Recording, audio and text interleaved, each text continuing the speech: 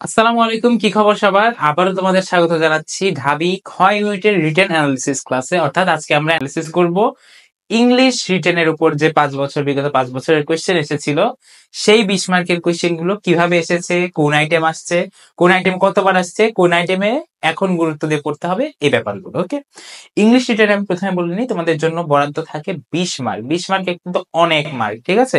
এই রিটেন তোমাকে কি একদম সামনে ঠেলে দিতে পারে, আবার কি তোমার ধরো অনেক ভালো এক্সামও খারাপ হওয়ার পেছনে রিটেনই কারণ হতে পারে। ঠিক আছে, দেখো এখানে দেখো এইদিকে আমরা ইয়ার ওয়াইজ সাজিয়েছি, এইদিকে টপিক ওয়াইজ। দেখো 19-20 সেশনে প্যারাগ্রাফ থেকে একটা আসছে প্রতি বছর। ঠিক আছে, প্রতি বছর প্যারাগ্রাফ থেকে কিন্তু একটা আসছে। আলটিমেটলি 5 বছরই কিন্তু প্যারাগ্রাফ থেকে একটা প্যারাগ্রাফ তোমাকে থাকছেই। অর্থাৎ প্যারাগ্রাফ লেখাটা হচ্ছে কি পরিমাণ ইম্পর্টেন্ট, বা প্যারাগ্রাফ লেখা শেখা। তুমি কিন্তু একটা টপিকে এমনি 1 পেজ লিখে দিয়ে আসলে এটা প্যারাগ্রাফ না। প্যারাগ্রাফের কিছু নির্দিষ্ট নিয়ম কারণ আছে। তোমার যদি বাই চান্স কোন ইংলিশ ডিপার্টমেন্টের টিচার তোমার খাতা দেখে, তুমি যদি গোজামিল দেওয়া প্যারাগ্রাফ লিখে দাও, তাহলে কিন্তু আলটিমেটলি তুমি 10-এ 2-3ও পাবা না। ঠিক আছে, তো প্যারাগ্রাফের কিছু নির্দিষ্ট নিয়ম আছে, টপিক, সেন্টেন্স, তারপর তুমি সাবজেক্ট ডিটেল কিভাবে দিবা, কিভাবে এন্ড করবা, সব কিন্তু শিখতে হবে। অবশ্যই আগে শিখে দিতে হবে। তারপর এক্সপ্লেনেশন টেক্সট বুক বেসড হতে পারে, বা কোনো ইডিয়মস ফ্রেজ টাইপ হইতে পারে, মানে এক্সপ্লেইন করা আর কি। তোমার কাছে জিজ্ঞেস করবে, বা তোমার তোমার বোঝানোর ক্ষমতাটা কেমন রিটেন এক্সপ্রেশনে, এটা কিন্তু বোঝার জন্য এটা খুবই ইজি একটা ওয়ে। এখান থেকে দেখো 2টা কোয়েশ্চেন আসছে। সেন্টেন্স মেকিং, এইটা মোটামুটি ভালো একটা ইম্পর্টেন্ট টপিক, যে তুমি সেন্টেন্স মেক করতে পারো কিনা ইংরেজিতে, অর্থাৎ তুমি গ্রামাটিক্যাল প্রপার রুল গুলো জানো কিনা একটা সেন্টেন্স তৈরি করার জন্য, বা তুমি আসলেই গ্রামাটিক্যাল কোনো মিস্টেক করতেছো কিনা সেন্টেন্স তৈরি করার সময়, এটা যাচাই করার জন্য দেখো সেন্টেন্স মেকিং 1 2 3 4 4বার আসছে, এই জন্য 2 স্টার, এটা 3 স্টার। ঠিক আছে, তারপরে দেখো উইথ ক্লুজ, অর্থাৎ fill in the gaps type question আসতে পারে।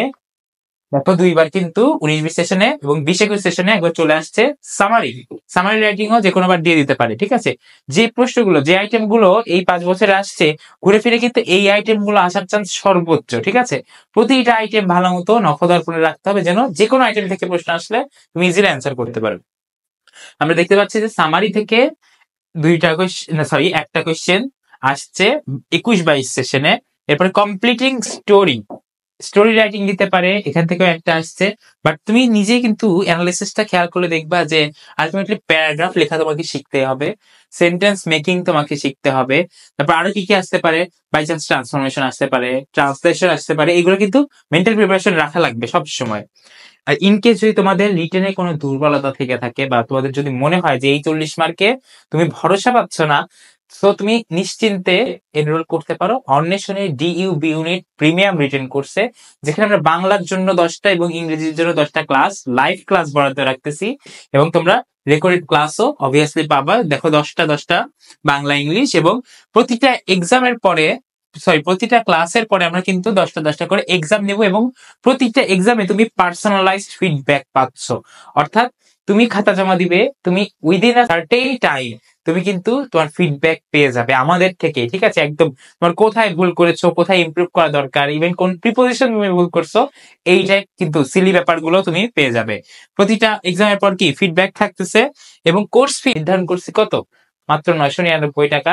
নামমাত্র এই মূল্যে তুমি এই কোর্সে যদি করো, ইনকেস যদি রিটেনে তোমাদের দুর্বলতা থাকে, এই কোর্সটা তোমাদের জন্য সবচেয়ে হেল্পফুল হবে, এটা একদম আমি নিঃসন্দেহে বলতে পারি। সো ভালো মতো প্রিপারেশন নাও, পরীক্ষার আর বেশি দিন নাই। করি তোমরা যেন ভালো মতো পড়াশোনা করো, এবং best of luck for the exam. আল্লাহ হাফেজ।